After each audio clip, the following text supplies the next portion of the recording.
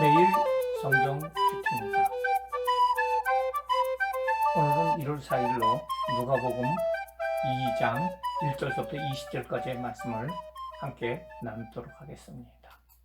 사랑의 하나님, 이 시간에 하나님의 말씀을 나누기를 원합니다. 주님, 귀를 열어주시고 눈을 열어주심으로 말미암아 하나님의 말씀 속에서 하나님의 음성을 듣게 하여 주시옵소서. 예수님의 이름으로 기도드리옵나이다. 아멘. 성경 개요입니다.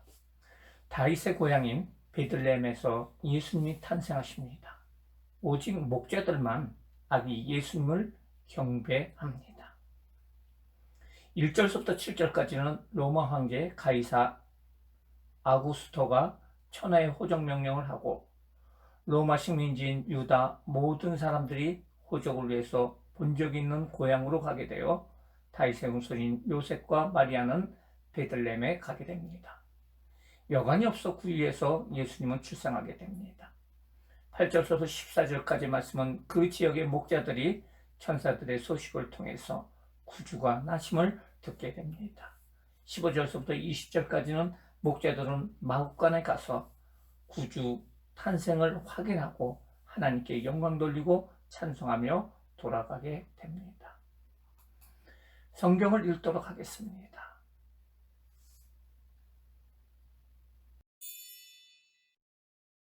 제2장. 그때 가이사 아구스도가 영을 내려 천하로 다 호적하라 하였으니 이 호적은 구레뉴가 수리아 총독이 되었을 때 처음 한 것이라.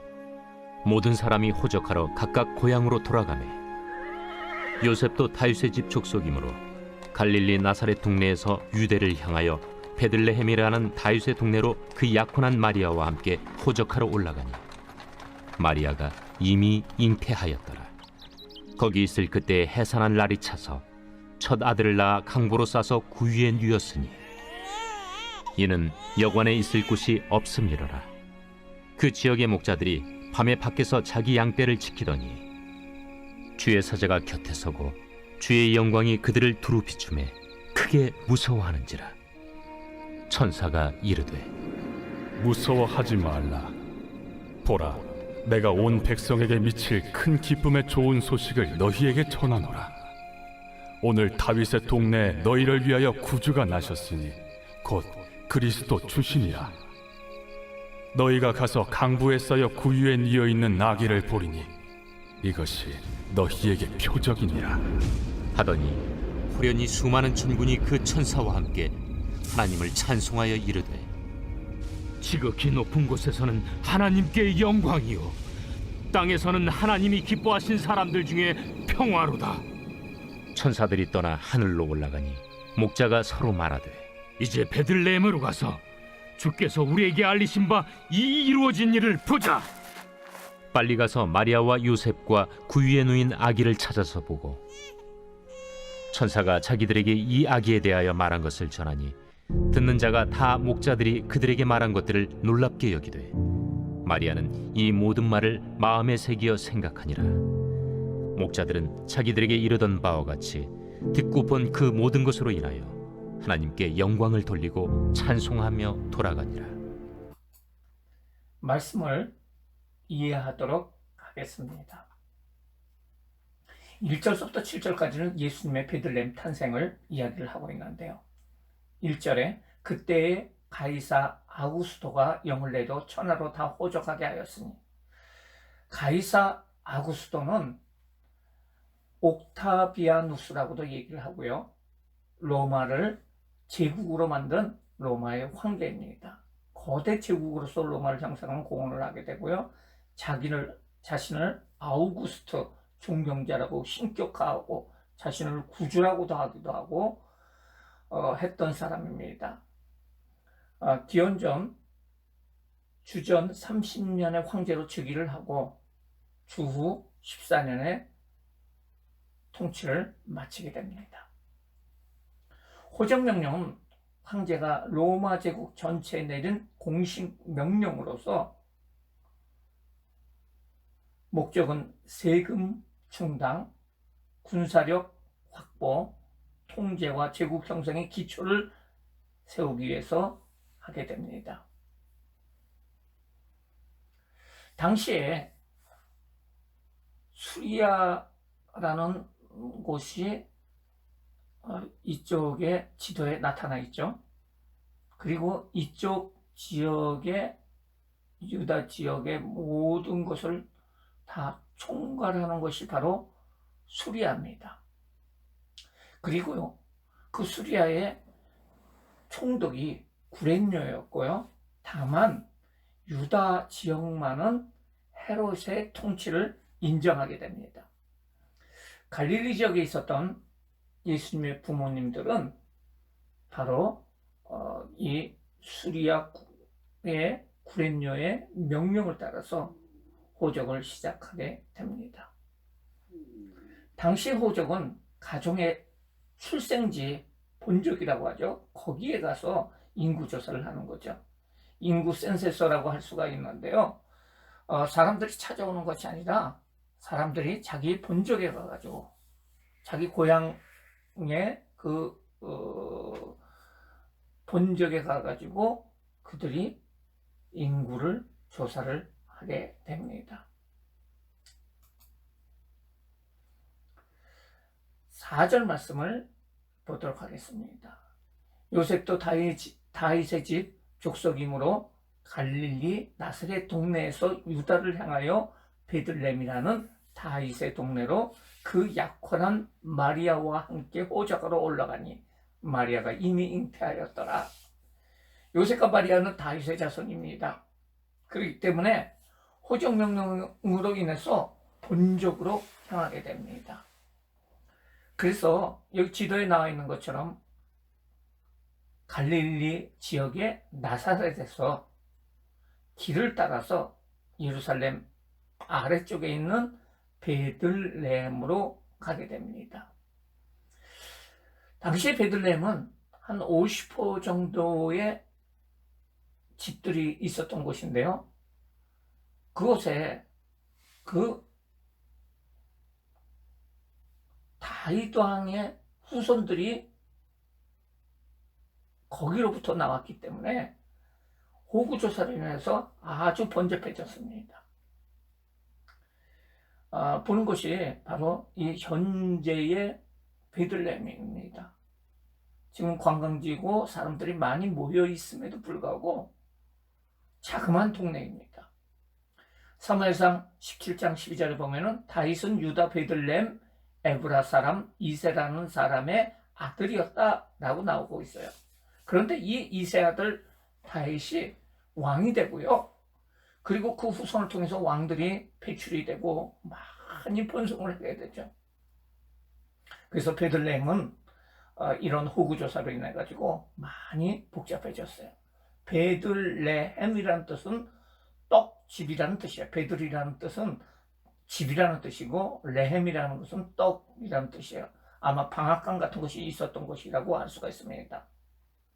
근데 이미 미가서 5장 2절 말씀에 보면은 베들레헴 에브라다야 너는 유다 족속 중에 작을지라도 이스라엘을 다스릴 자가 내게로 나올 것이다. 그의 근본은 상고의 영혼에 있느니라 라고 하면서 메시아 탄생을 미가는 예언을 해주고 있는데요. 이 모든 이루어지는 사건을 통해서 그 황제의 호구조사 명령 그리고 또 마리아와 요셉이 이곳으로 돌아와서 갈릴리에서 아기를 예수님을 탄생시키는 것이 아니고 베들레헴에 그 시기에 적절하게 맞게 가가지고 그 아기가 예수님이 탄생하신 것 그것을 통해서 모든 역사가 하나님의 섭리 가운데 이루어짐을 우리는 볼 수가 있습니다. 6절 말씀은 거기에 있을 그때의 해산의 날이 차서 오자마자 바로 해산한 것이 아니라 가서 그 베들레헴에서 얼마 기간을 좀 있었다는 것을 말해주고 있습니다. 첫 아들을 낳아 강보에 싸서 구유에 뉘었으니 이는 여관이 있을 곳이 없음이라 라고 말해주고 있어요. 당시에 여관 위에 여관이라는 그 말 자체는 판독세이온이라는 말로 여관 주막이라는 그런 뜻인데요. 누가복음 10장에 보면은 선한 사마리아인이 강도 만난 사람을 데려다 준 것이, 그리고 그 강도 만난 사람을 보살펴 준 것이 바로 여관이라고 할 수가 있어요. 그 여관이라는 뜻이 있고, 두 번째로 카탈루마라는 뜻이 있어요. 객실 사랑방이라는 뜻이에요. 예수님께서 유월절을 지키시기 위해서 예루살렘으로 들어오셔가지고 그 유월절을 지키시기 위해서 예수님께서 다락방을 알아보는데요. 그때 그 방을 알아보라고 얘기를 하는데, 그것은 어떤 집에 부속되어 있는 객실, 큰 방, 사랑방, 손님을 위한 방, 이것이 카탈루마인데요. 여기 성경에서는 바로 여관이라는 뜻은 두 번째 카탈루마를 얘기를 하고 있어요. 이 베들레헴은 그렇게 크지 않는 동네여가지고 별도로 여관은 없었으리라고 이렇게 보고요. 여기 그림에서 사진에서 나오는 것처럼 바로 베들레헴이나 당시의 유다 지역의 이스라엘 사람들의 집이 보통은 2층으로 되어 있었다고 합니다. 이걸 집을 반쪽으로 잘라놓은 것인데요. 2층에 사람들이 살고요, 그 주인이 살고, 그리고 그 옆에 그 객실이 있어가지고 그 사랑방 같은 거죠. 다른 손님들이 왔을 적에 재울 수 있는 방들이 있었다고 해요. 그런데 예수님께서는 그러한 객실이 없었기 때문에 그 밑에 있었던 구조가 마구간이나 그렇지 않으면 부엌이나 뭐 이런 것을 1층에다 둬뒀는데요. 예수님께서는 그 마구간에서 잉태하게 되었다는 것을 우리가 알 수가 있습니다. 그래서 예수님께서 태어날 적에 강보로 쌓였다라고 얘기를 하는데요. 이 강보라는 것은 그림에서 보는 것처럼 이스라엘 사람들이 갓난아이가 태어나면은 감았던 붕대 모양의 천을 얘기를 하고 있어요. 우리로 보면은 이제 옛날에 사용했던 기저귀라고 이렇게 할 수가 있는데요. 길이가 한 2.8m에서 3.9m고 폭은 무척 넓었다고 합니다. 보통 이 강보 같은 경우는 아기 탄생 후 한 7일 동안, 그렇지 않으면 길게는 40일 동안 그 아이를 추위와 세균으로부터 그 붕대 모양으로 해서 감아줌으로 말미암아 이 보호를 해주는 그 역할을 했고요. 원래는 사탄으로부터 보호해준다는 그런 의미가 있었다는 것입니다. 그리고 강보를 준비할 적에 아기를 임신한 사람들은 보통 태어나기 전에 미리 준비하여 그것에다 축복 문장을 넣었습니다. 전승에 의하면은 그것에다가 예수라는 그런 말을 쓰였다고 합니다. 그래서 사실은 그 목자들이 왔을 적에 강보에 쌓였는데 그 강보에 예수라, 구원자라는 그것을 보고서 이것이 하나님께서 보내주신 바로 구원자 예수 그리스도라는 것을 그들이 깨달았을 것이다 라고 얘기를 하기도 합니다. 구유는 우리가 잘 아는 것처럼 소나 말이 이렇게 여물을 먹는 통을 얘기를 하고 있습니다. 이곳에 구유의 강보에 쌓여서 예수님께서 구유에 누였다라는 것을 우리가 알 수가 있습니다.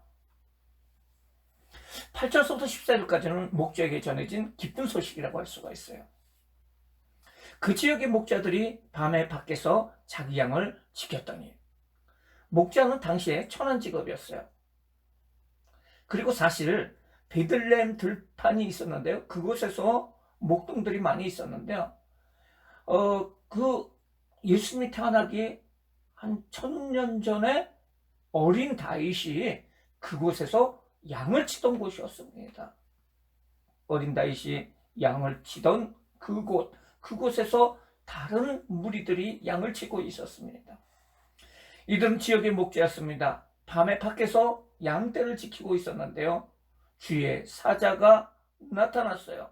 9절 말씀, 주의 사자가 곁에 서고 주의 영광이 그들을 두루 비치매 크게 무수하니라. 그 목자 곁에 주의 사자 천사들이 곁에 섰고요. 주의 영광이 두루 비치게 됩니다. 그랬더니 목자들이 크게 무서워한다는 거죠. 마치 깜깜한 밤에 갑자기 헤드라이트를 불빛을 비춰주는 것처럼 크게 무서워했어요. 그랬더니 천사들이 무서워하지 말라 하면서 이야기를 합니다. 온 백성에게 미칠 큰 기쁨의 좋은 소식을 너에게 전한다.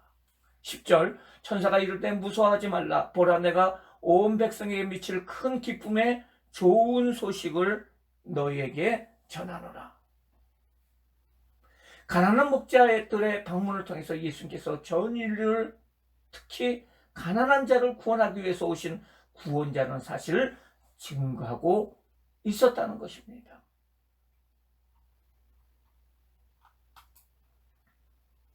그러면서 천사는 얘기합니다. 11절, 오늘 다윗의 동네에 너희를 위하여 구주가 나셨으니 곧 그리스도 주시니라. 오늘 다윗의 동네 베들레헴에 너희를 위해서, 온 인류를 위해서 구주가 나셨다는 거죠. 그분이 바로 그리스도 주시라는 거죠. 여기에서 예수님에 대해서 세 가지를 얘기를 하고 있어요. 첫 번째는 구원자라는 것입니다. 구원자, 자기 백성을 죄에서 구원하실 분이라는 거죠. 십자가에서 죄를 담당하시고 자기를 믿는 자를 구원하실 분이라는 것입니다. 두 번째는 그리스도라는 것입니다. 기름 부음을 받은 자라는 것입니다.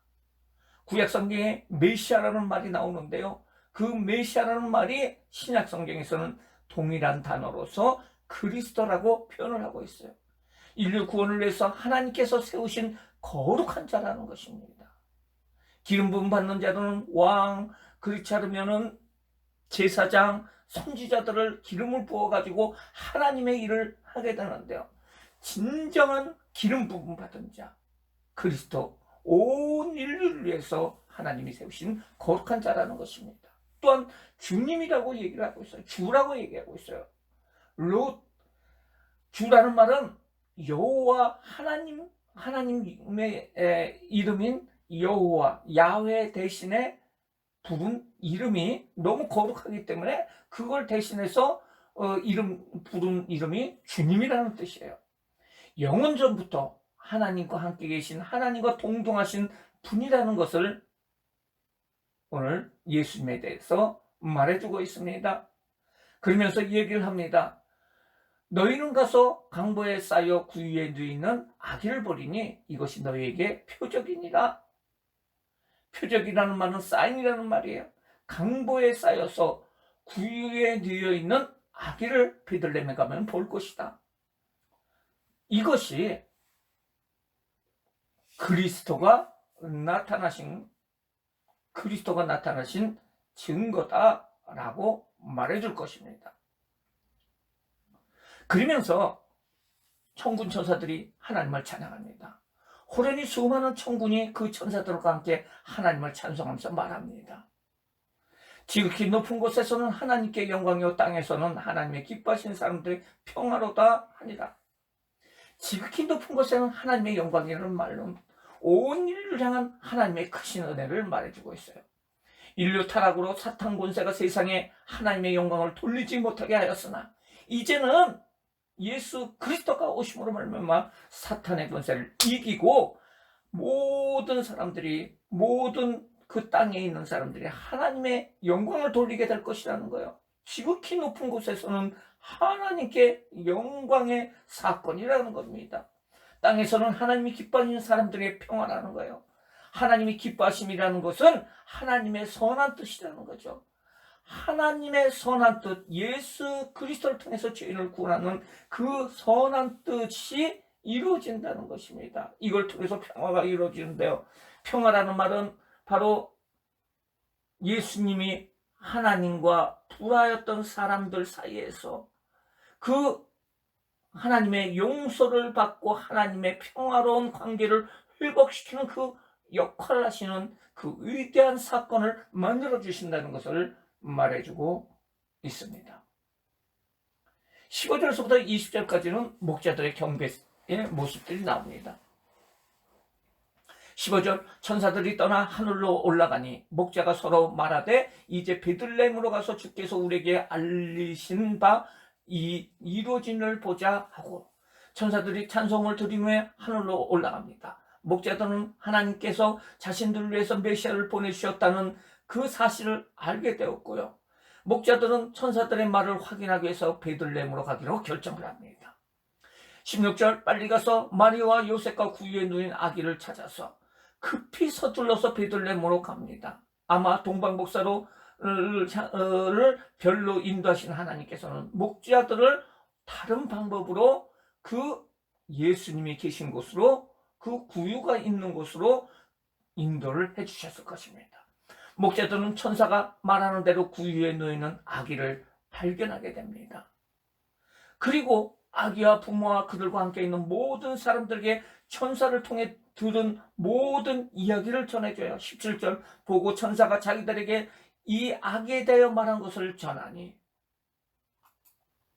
그리고 듣는 자가 다 목자들이 그들에게 말하는 것을 놀랍게 여기니 그곳에 모인 사람들이 있어요. 그 모인 사람들은 놀라워했다는 거예요. 하나님은 가난한 목자들을 통해서 메시아 탄생의 축하객과 증인으로 초청하는 모습을 볼 수가 있어요. 마리아는 이 모든 말을 마음에 새겨 생각하니라. 19절이죠. 마리아는 목자들이 한 말을 마음에 깊이 간직하고 묵상을 합니다.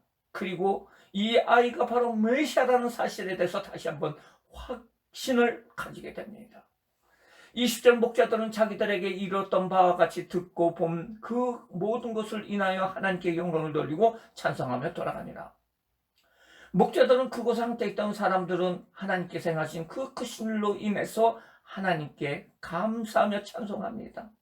목자들은 마음에는 하나님에 대한 감사와 거룩한 찬송이 가득 차게 됩니다. 목자들은 성령님의 감동과 하나님의 은혜로 인해서 찬송하면서 집으로 돌아가는 모습을 볼 수가 있습니다.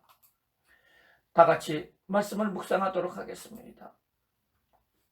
말씀 묵상은 지금 제가 하나의 예로 말씀을 드리는 것이고 여러분 나름대로 묵상하여 하나님의 은혜를 받으시기 바랍니다.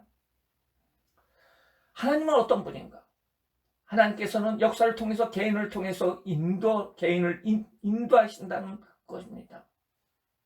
하나님은 세계 역사와 상관이 없으신 분이 아닙니다. 세계 역사를 주관하시고 역사하시는 분입니다.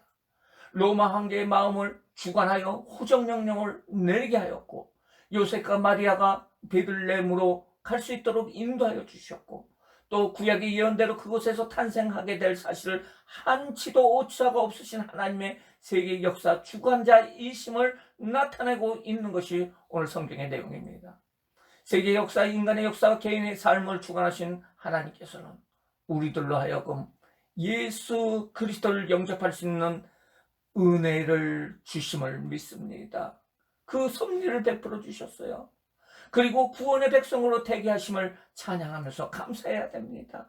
그리고 우리 인생 자체도 하나님께서 인도해 주실 것을 믿고 그 믿음으로 살아가야 될 줄 믿습니다. 두 번째로 하나님은 어떤 분인가? 하나님의 뜻은 인간을 통해서 이루어지신다는 거예요. 천사들이 예수님 탄생 현장에서 바로 나타나서 찬양하고 하나님의 뜻을 선포하지 않고 왜 목자를 통해서 그 뜻을 선포하였을까? 직접 그 탄생의 현장에 나가가지고 천사들이 뭐 찬송하고 뭐 빵빵빵빵 하고 뭐 이랬으면 더 좋지 않았을까? 왜 목자를 통해서 목자들이 경배하게끔 하였을까? 의문이 가지 않습니까? 하나님께서는 하나님의 의대한 뜻에 인간이 참여하기를 원하시고 그런 가운데 영광을 받으시는 분이시라는 거예요. 목자들은 예수 그리스도의 첫 증인으로서 그 사명을 감당하고 있습니다. 하나님은 직접 수많은 사람들에게 예수 믿지 않는 사람들의 꿈이나 환상으로 나서서 너 예수 믿지 않으면 너 이렇게 지옥에 가 라고 나타나지 않고 부족한 우리들을 사용을 해서 그 그리스도를 증거하기를 원하시고 있지 않습니까? 하나님의 뜻은 하나님의 백성을 통해서, 인간을 통해서 이루어진다는 사실, 나를 통해서 이루신다는 사실을 우리는 분명히 알아야 됩니다. 그러기에 나의 존재의 이유를 분명히 알고 이 세상에 우리가 살아가는 동안에 하나님께 영광을 돌리는 삶을 살아야 될 줄 믿습니다. 묵상 두 번째, 나에게 주는 그 교훈은 무엇일까? 하나님 말씀은 우리에게 진리를 알고 전하게 합니다. 하나님께서는 밤에 양떼를 지키던 가난한 목자들을 메시아 탄생의 축하객과 증인으로 초청해 주셨어요. 그들은 정직하고 경건한 사람들로 이기심이나 명예심으로 진리를 의혹하지 않을 사람들이었어요. 그러므로 그들은 자신들이 듣고 본 일에 대해서 정직하게 증언할 수 있었습니다. 우리는 하나님 말씀을 대할 때 그 말씀을 마음에 깊이 간직하고 묵상할 필요가 있어요. 신실한 마음으로, 정직한 마음으로, 경건한 마음으로 하나님의 말씀을 대해야 된다는 것입니다. 하나님의 말씀을 마음에 간직하고 주야로 묵상하는 사람은 복된 사람입니다. 이러한 사람은 말씀을 통해 진리를 발견하고 하나님의 뜻에 순종할 수 있는 지혜와 힘을 얻을 수 있습니다. 이러한 사람의 마음은 옥토와 같아서 그 마음밭에 뿌려진 말씀의 씨앗에 많은 결실을 맺을 줄 믿습니다. 우리가 이렇게 2021년도를 맞이하면서 계속해서 하나님의 말씀을 묵상할 수 있는 것이 은혜인 줄 믿습니다. 이 진리의 말씀 속에서 하나님을 발견하는, 그리고 1년 내내 하나님의 진리 가운데서 살아갈 수 있는 우리들 되기를 주님의 이름으로 축원합니다. 기도하시겠습니다. 사랑의 하나님, 오늘 말씀을 통해서 인류 구원을 위해서 육신의 몸을 입고 이 땅에 오신 예수 그리스도의 놀라운 사건을 보게 하여 주심을 감사를 드립니다. 예수님의 성육신이 없었다면 우리는 아직 죄인이요 멸망의 자식으로 남아 있어야 하는데 그 놀라운 은혜를 베풀어 주심에 감사를 드립니다. 이제 목자들처럼 우리는 그 놀라운 은혜에 동참하는 자가 되게 해 주셨습니다. 이 복된 소식을 전하는 자가 되게 하옵시고 이를 통해서 이 땅에 평화를 주시기 위해서 오신 예수님을 전함으로 하늘의 영광을 찬양할 수 있는 우리들 되게 하여 주시옵소서. 코로나19 시대에 살면서 어둠의 터널을 지나고 있는 많은 사람들에게 희망과 소망이 되신 예수 그리스도가 계심을 증거할 수 있는 입술 되게 하여 주시고 마음을 열고 그리스도를 받아들일 수 있는 자를 우리가 만나게 하여 주시고 그들에게 담대하게 복음을 증거할 수 있는 기회를 주시고 충만한 마음, 담대히 전할 수 있는 충만한 성령 충만의 역사도 허락하여 주시옵소서. 예수 그리스도의 이름으로 기도드리옵나이다. 아멘. 하늘에 계신 우리 아버지여, 이름이 거룩히 여김을 받으시오며 나라가 임하옵시오며 뜻이 하늘에서 이룬 것 같이 땅에서도 이루어지이다. 오늘날 우리에게 일용할 양식을 주시옵고 우리가 우리에게 죄 지은 자를 사하여 준 것 같이 우리 죄를 사하여 주시옵고 우리를 시험에 들게 하지 마시옵고 다만 악에서 구하시옵소서. 나라와 권세와 영광이 아버지께 영원히 있사옵나이다.